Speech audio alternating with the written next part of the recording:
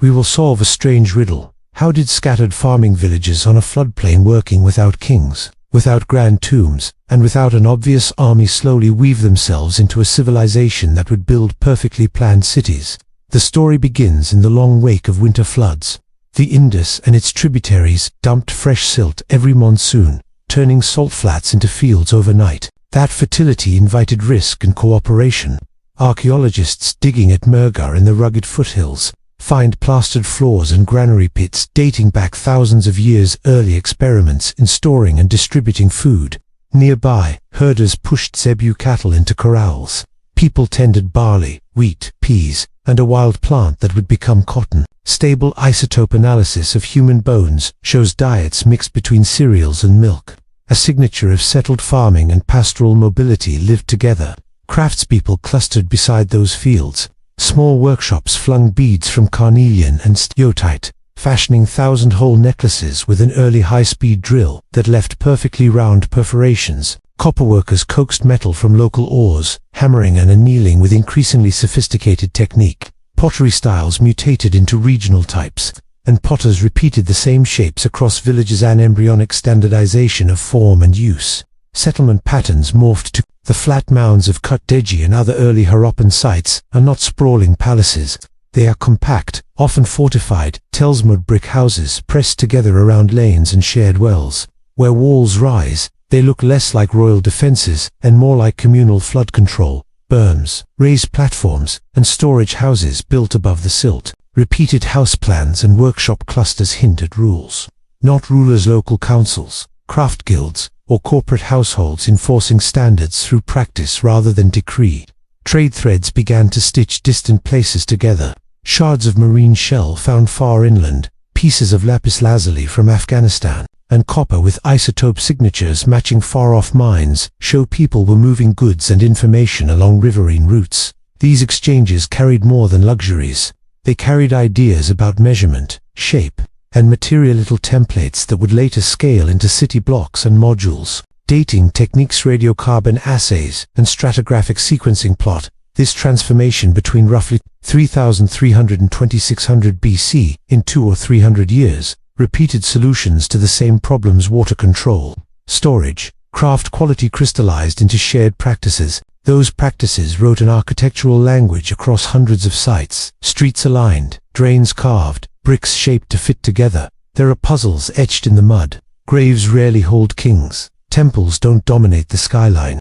Weapons are scarce. Instead of dramatic conquest or sudden invention, the Indus bloomed by steady, cumulative engineering. By mastering floods, organizing grain, and making things that matched across distances. The picture is not of a single architect, but of 1,000 small choices converging into order. By 2600 BC, the floodplain would be ready to raise the first true cities. But to understand how that leap happened, you must first watch how people learned to live with the river, how they turned annual threat into steady abundance, and how ordinary craft and cooperation set the stage for one of antiquity's most enigmatic civilizations. Dawn paints the baked bricks of Mohenjo-Daro, a hard copper light. Streets run away from the citadel like veins, straight, measured, insistently delted from above. The city reads like a blueprint. Long, narrow lanes cut by broad avenues, houses snug against each other, courtyards opening like lungs. Nothing here grew by accident. Archaeologists peel back layers and find the same signature across the floodplain. Bricks arrive in a single, familiar metric, a deliberate one, 2:4 proportion, whether in the Indus heartland or at coastal outposts. Stone weights, cut to precise graduations, recur in hoards and marketplaces. Street axes aligned to the cardinal points. Sewers hug the curbs. This is urbanism as coordination. Builders obeyed a shared handbook, or many hands answered a single plan.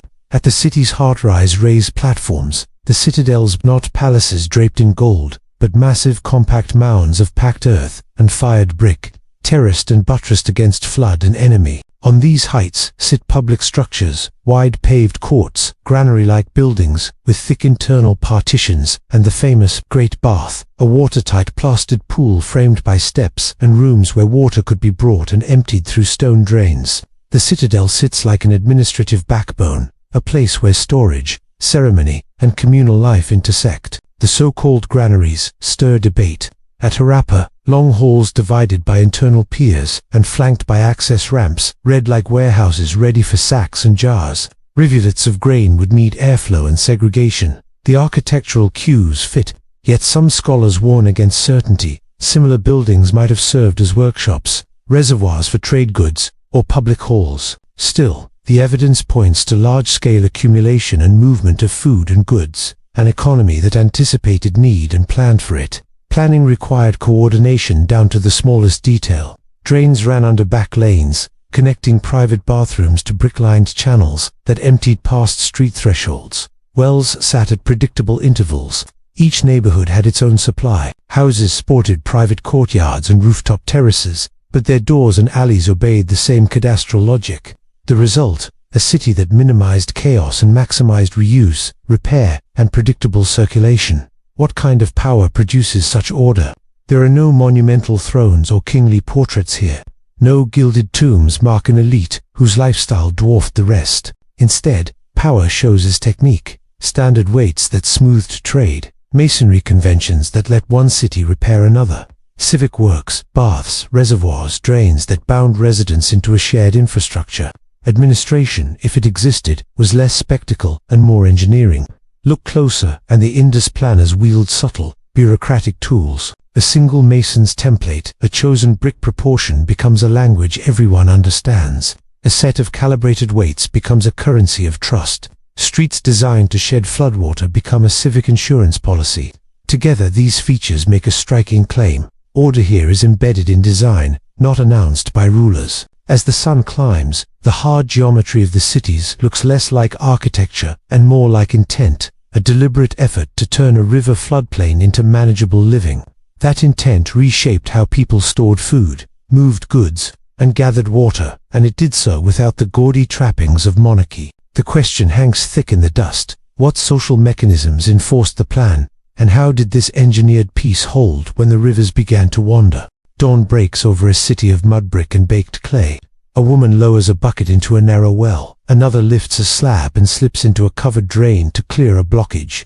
The sound is ordinary water, footsteps, a child laughing, but the engineering behind it is extraordinary. Brick-lined channels run like veins beneath these streets, cut with a precise slope so waste and rainwater flow away by gravity. In Mohenjo-Daro and Harappa, archaeologists uncover these drains, as if revealing a buried river system. Paved gutters running along house fronts. Meet points where side drains feed into larger trunk sewers and long covered mouths where workers could lift slabs and peer down into the flow. Many homes hold private bathing rooms, small, plastered pits with stone drains and toilets built on raised brick platforms that emptied into the covered street drains or into cesspit. Wells sit inside courtyards, often ringed by carefully finished stone. Water came from below, not from contaminated surface pools. The Great Bath at Mohenjo-Daro crystallizes this mindset. A huge watertight tank, sealed with gypsum and bitumen in places, surrounded by rooms and steps. It drained through a conduit designed for easy flushing and maintenance. It is public architecture designed around hygiene, ritual, or both, but its construction shows mastery of waterproofing and hydraulics that few contemporary societies matched. What we see is not accident. Bricks arrive in standardized dimensions across hundreds of miles, a rough 1:2:4 ratio permitting predictable channel sizes and interchangeable covers. Drain inlets recur at regular intervals, suggesting rules or codes. Every house must tie into the system. Every street must slope to a collector. Some larger sewers include inspection chambers with removable slabs, an ancient version of a manhole, allowing access without tearing out walls. Rainwater got its own channels.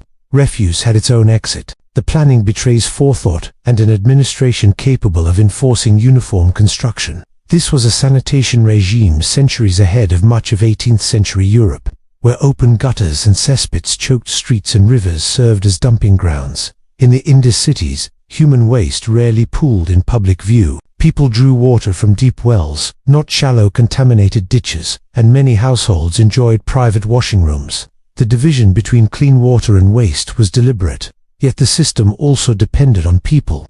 Some pits filled and needed clearing. Covered sewers required repair. That implies labor, teams who maintained channels, craftsmen who fired bricks to exacting standards, and perhaps officials who inspected and coordinated.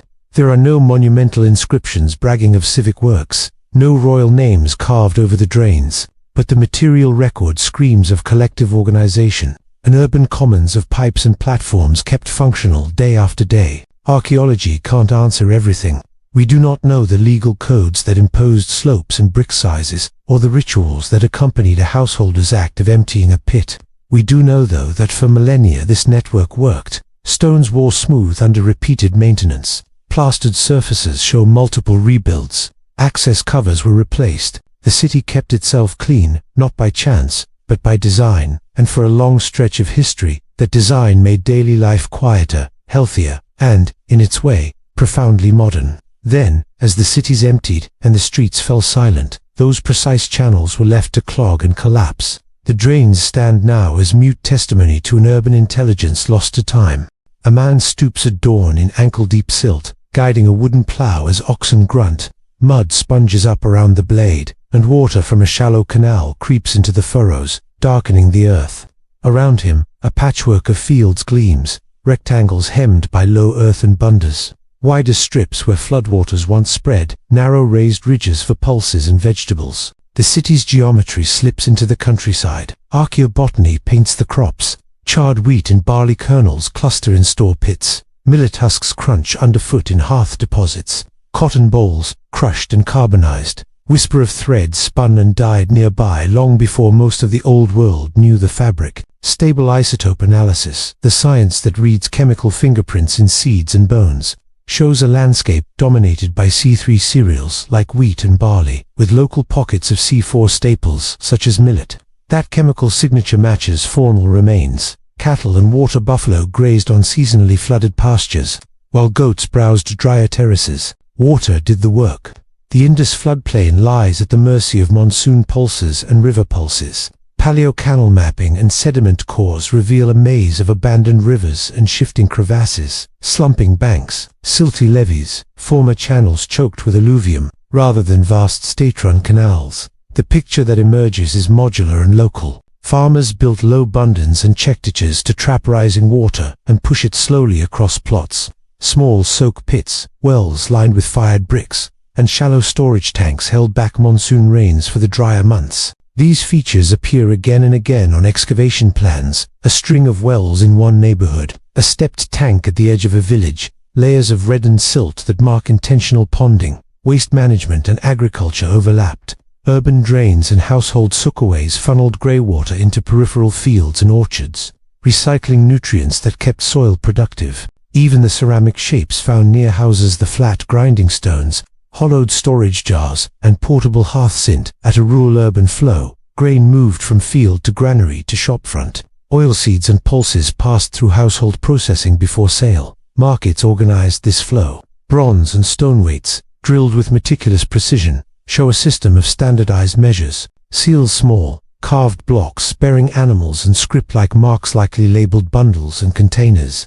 A proton voice for merchants hawking grain, cloth, or beads. Street fronts excavated at Harappa and other towns reveal narrow shop sheds opening onto lanes where traders displayed pottery, metal tools, and strings of carnelian beads. Local craft workshops clustered near water. Fulling, dyeing, and beadwork needed water for washing, for fixing dyes, for cooling bellows. Transport ran on two tracks, overland carts and inland waterways, where channels still held water. Flat-bottomed boats could move heavy loads of grain and timber more efficiently than oxen. At places like Lothal, a constructed basin hints at controlled access between tidal creeks and storage yards. Elsewhere, small jetties and slipways show farmers launching coracles and rafts at high water. The system looks both ingenious and delicate. It let a dense urban population thrive on seasonal rains, flood pulses, and surprisingly sophisticated local engineering. But it also tied harvests to river courses and monsoon rhythms,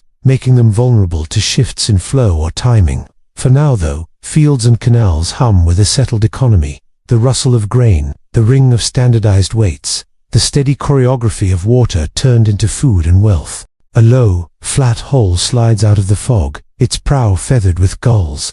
Men brace against a stern, or while a woven sail snaps, filled by a sudden wind from the southwest. They are headed across the Arabian Sea, not on a whim, but on a timetable as regular as the monsoon. Archaeology gives us the timetables in fragments. On a sun-baked shelf in Gujarat, archaeologists unearthed a brick-lined basin at Lothal, a narrow groove cut into the quay, and heavy stone anchors for decades. Scholars read these features as a dockyard, an engineered harbour where boats could shelter at high tide. Loads move from deck to quay, and cargoes change hands. Whether it was a dock in the modern sense, or a tidal basin adapted by clever engineers, the image stands. Boats moored against well-built quays, goods moving inland on carts and pack animals. What they carried shows up in surprising places. Harappan carnelian beads, heat-treated to a distinctive orange and striped pattern, turn up in Mesopotamian graves and palaces. Small, square steatite seals carved with enigmatic script appear in Susa, Utopia and Kish. Akkadian and Sumerian cuneiform mention a place called Malua, alongside Dilmun and Magan, a trio that reads like a trade route. Bahrain's Dilmun as the entrepot, Oman's Magan for copper and diorite, and the Indus lands for beads, timber, and cotton cloth. Cylinder seals and clay tablets from southern Mesopotamia show impressions of Indus seals pressed into wet receipts, a bureaucratic handshake across cultures. Science sharpens the picture. Trace element and isotope analysis links copper sources in the Gulf to Magan. Chemical fingerprints on beads match. Heat treatment recipes developed in the Indus. Standardized cubical weights, cut to a common system, appear at sites across the region. These are not casual exchanges.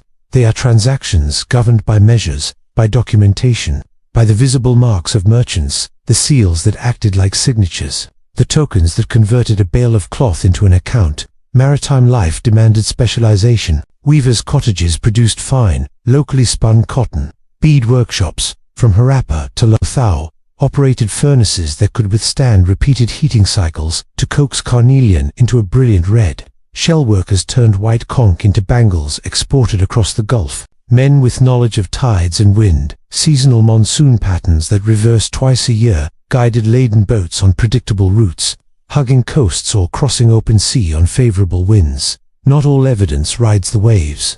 Overland routes folded around the Persian Gulf, with Dilmun functioning as a hub where goods transshipped and merchants negotiated prices, languages, and custom. The absence of palatial inscriptions and the diversity of seals suggest a trade network run by commercial agents and guilds rather than courtly monopolies. The image hardens, a world linked by rope and reed, brick and bronze. Harappan craftsmen punch tiny holes into a bead. An Indus seal leaves its mark on a lump of wet clay. A Mesopotamian scribe records a shipment of timber and dates. The archaeological silence that follows when those seals and weights disappear from Mesopotamian records becomes one of the great puzzles. A sudden quiet after the clatter of docks and the creak of packing crates. Dawn light slides down fired brick streets and pools in the Great Bath, where someone drags a broom along the wet edge, and the city's water still breathes steam into the cool air. That watertight basin, a 5 by 10 meter rectangle of carefully laid bricks, sealed with bitumen and set on a raised citadel, is not a temple to a single ruler. It is a public machine, water for ritual or hygiene, surrounded by stepped galleries where dozens could watch, gather, or deliberate. Across the Indus world, the show of power is not a single throne room but a constellation of communal works. Citadel mounds loom above lower towns, not as palaces but as platforms for granary like halls, assembly buildings, and massive reservoirs. At Dolavira, stone-lined water reservoirs and monumental gateways organize circulation and control resources. At Lothal, a carefully engineered dockyard regulates sea trade. Streets march in grids, wells puncture every block, and covered drains slide beneath stones like invisible veins. Power here is infrastructural, built into bricks and channels, rather than carved into statues. Archaeology gives us the texture. Bricks arrive in uniform ratios, roughly 1 to 2 to 4. Across cities hundreds of kilometers apart, a rule baked into every home, street, and public edifice. Cubical weights, finely chiseled and obeying decimal steps, turn up in workshops and warehouses. Tiny steatite seals, stamped with animals and short inscriptions, thread together transactions. These are the tools of administration: standardized materials, common measures, authenticated tokens. They let a metropolis operate without a palace proclamation blaring from a throne. Look at the houses. Many are modest, clustered around inner courtyards, with basins for washing and small platforms to dry grain. Large compounds exist, but they rarely display the ostentatious luxury of palaces from Mesopotamia or Egypt. Tombs carry no spectacular funerary goods. There is almost no monumental portraiture or iconography suggesting a monarch's cult and weapons. Bronze daggers and arrowheads appear, but fortresses bristling with armories do not. Cannons of conquest do not rise here. Instead, gates, reservoirs, and docks frame the civic landscape. That absence is an argument as loud as any inscription. Power did not concentrate in a crowned individual. It diffused into public architecture and everyday routines. Courts controlled water. Colonnaded halls organized trade. Granary-like structures and elevated platforms stored surplus, stabilizing the food economy without a visible royal storeroom. Record-keeping took place in seals and standardized weights, rather than in monumental decrees. Enforcement likely depended on communal norms and bureaucratic mechanisms embedded in the built environment. This is not a utopia. Archaeologists warn us against romanticizing harmony, but the material record forces a different image of authority. A civilization that projected governance through plumbing and public baths, through gates and reservoirs, through the language of measurements. Where other ancient states proclaimed kings with monumental faces, the Indus projected order as a practical architecture, clean streets, measured grain, sealed transactions, a system that commanded obedience by making urban life functional and predictable. And so the cities speak in brick and mortar. Their power was quiet, practical, and distributed a governance you could walk through, lanes that turned errands into rules, wells that enforced equality of access, baths that choreographed communal life. The absence of thrones leaves an echoing question. How do you read authority when it hides in the pipes? A hand presses a soft lump of fired clay. A tiny cylinder of steatite, carved with the outline of an animal and a row of strange signs, leaves its mirror-sharp impression. That thumbprint becomes a contract, a cargo mark, a signature, one of the few words the Indus people left behind. Seals sit at the center of this society's technology, cut from soft soapstone, fired until hard, then incised with minute tools. They were products of concentrated skill. Their faces display a repertoire of creatures, the so-called unicorn, the humped bull paired with strings of symbols. Nobody reads them today. Computational linguists and epigraphers have tested dozens of hypotheses, logosyllabic scripts, early Dravidian, administrative shorthand. The mystery remains. What we can trace is their use. Seals recur in Harappan warehouses, on clay ceilings that once closed bundles of goods, and in the stalls of long-distance merchants. They are identity and authority condensed into a palm-sized artifact. Nearby workshops generate the raw brilliance that fueled trade. Streets open into factory yards where furnaces breathe and fires flare under crucibles. Archaeologists dig long lines of pit kilns, ash heaps, rows of discarded beads, and shell offcuts, evidence of concentrated manufacture. In Mohenjo-Daro, Lothal, and Mohenjo-Daro, specialized quarters turned raw stone, shell, and copper into luxury and utility. Watch a beadmaker at her bench. A cylindrical drill spins against carnelian, an abrasive slurry of sand and water turning the stone's surface into red brilliance. The technology is simple and refined: bow drills and tubular drills, copper or stone drill bits, and gritty heat treatment transforms pale agate into vivid carnelian, a process that shows sophisticated control of reduction atmospheres in small furnaces. Shell workers trim conch into spirals, scraping and polishing until bangles glint like white moons. Fiance glazed quartz, beads bakes bright blues and greens, chemistry tamed into color. Metallurgy hums beneath the city.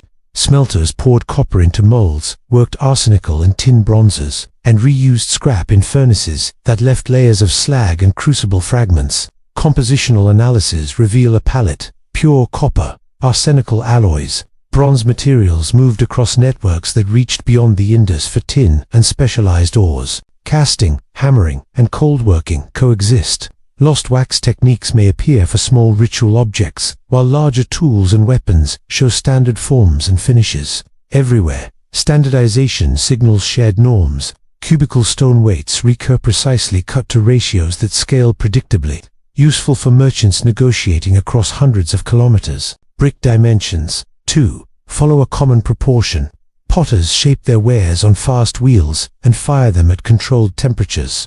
These are not isolated inventions, but a system, measured units, repeatable processes, and specialist workshops supplying urban life and export markets. That system left a stratigraphy of craft. Midden after midden contains the debris of manufactured drill core, failed beads, slag, cakes, archaeology's fingerprint of specialization.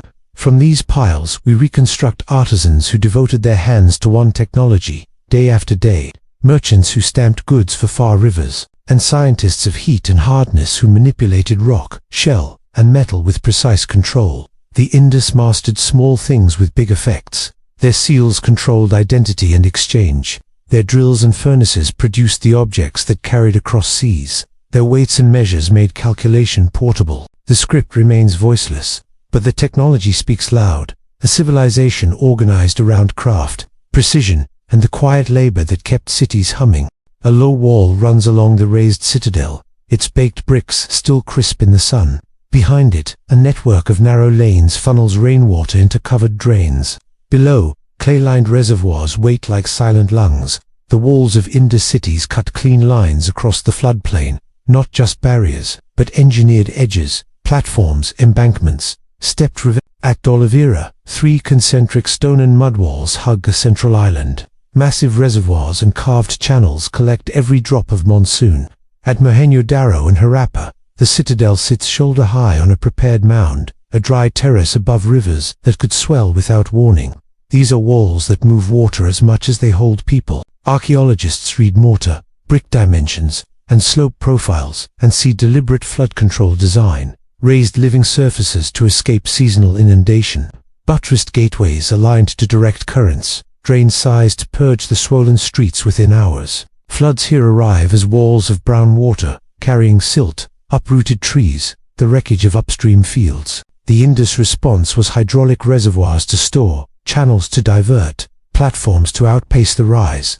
Yet the same walls also constrain movement. Gates, with narrow entranceways, angled approaches, and projecting bastions appear at several sites. Wide avenues cut straight to central granaries and workshops. Standardized weights and measured doorways suggest an urban order that expected goods, carts, and people to pass where and when the planners intended.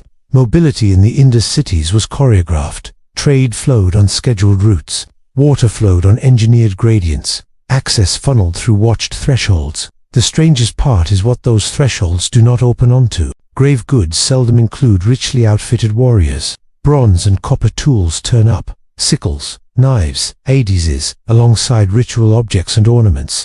Weapons do exist. Spearheads, some arrowheads, a few daggers, but they are rare, unevenly distributed, and lack the emphasis seen in contemporary Mesopotamian or Anatolian burials. There are no fortified citadels bristling with barracks, no mass graves full of victims of pitched battles, no royal armories. Seals and carved scenes do not celebrate conquests. Human bones occasionally bear trauma, and isolated violent deaths happened, but isotope and ADNA studies find no trace of continent-scale population churn from armies overrunning cities. The material picture tilts toward scarcity of organized warfare. So why the fortifications? The answers fragment into plausible pieces. Some walls function primarily as flood defenses and as protection against livestock, banditry, or opportunistic raiders, a practical buffer for grain and water. Other walls asserted civic boundaries and channeled trade, transforming security into spatial control. Public architecture, raised platforms, controlled gates,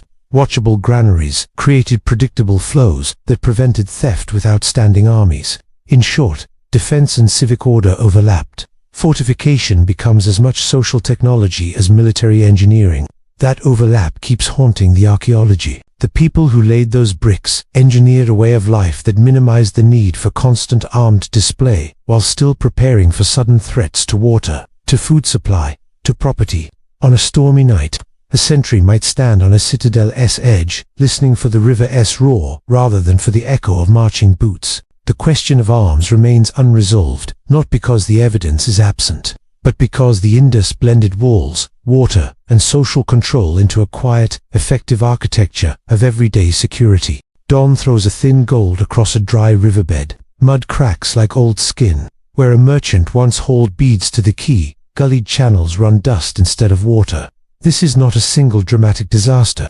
It's a sequence of slow, stubborn losses, rivers that wander, rains that thin, and a trade network that coughs and sputters. Speleothems, the calcite layers growing in caves, hold a secret in their rings. Scientists slice them and run isotope analysis, measuring ratios of heavy to light oxygen. Those ratios act like a rainfall ledger. Lighter oxygen rises when monsoon rains strengthen. Heavier oxygen hangs on when the sky tightens. Between roughly 2000 and 1700 BC, the ledger darkens. The Indian summer monsoon weakened. Lake sediment core and pollen records from the floodplain corroborate the story. Fewer flood layer deposits arise in drought-tolerant plant pollen, and layers of wind-blown dust that mark longer dry spells. Rivers responded violently. Large, braided Himalayan rivers, the Sutlej and the Yamuna, periodically avulsed, jumping their channels in sudden engineering of their own. An avulsion is not poetic. It's a river abandoning its bed, carving a new path, leaving old channels to silt, salt, and sun. The Gagar-Hakra system, long thought to be the one-time course of a mighty Saraswati, shows the fingerprints of those jumps. Cities that had relied on predictable floods and irrigation found themselves stranded from reliable water. Wells went deeper or went dry. Fields that had fed granaries turned patchy. The economy felt every shift. Archaeological strata show a clear curtailing of long-distance exchange, fewer Harappan seals in Mesopotamian layers, a decline in imported shells and weight standards, changes in pottery styles that speak to local workshops shrank in the record, bead-making districts that once hummed with specialized craft, slow to a whisper, standardized weights, the backbone of market trust, fragment suggesting that the tight economic choreography of the cities loosened, people adapted, and the archaeological trace shows pragmatic choices rather than civil war. Some settlements moved east into the Ganges basin where monsoon rains remained stronger. Others dispersed into smaller villages that could exploit local wells and seasonal streams.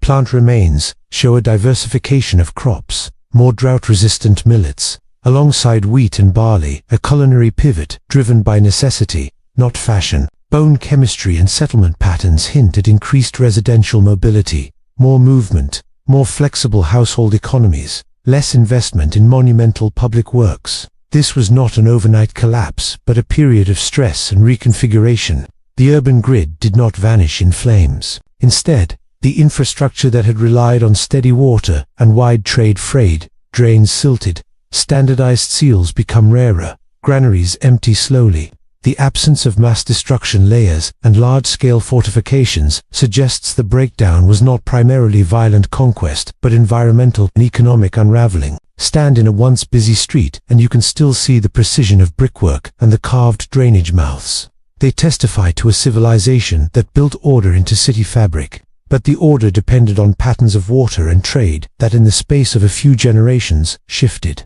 Rivers change course, rains fail, markets shrink. When those three things happen together, even the most perfectly planned city starts to look fragile.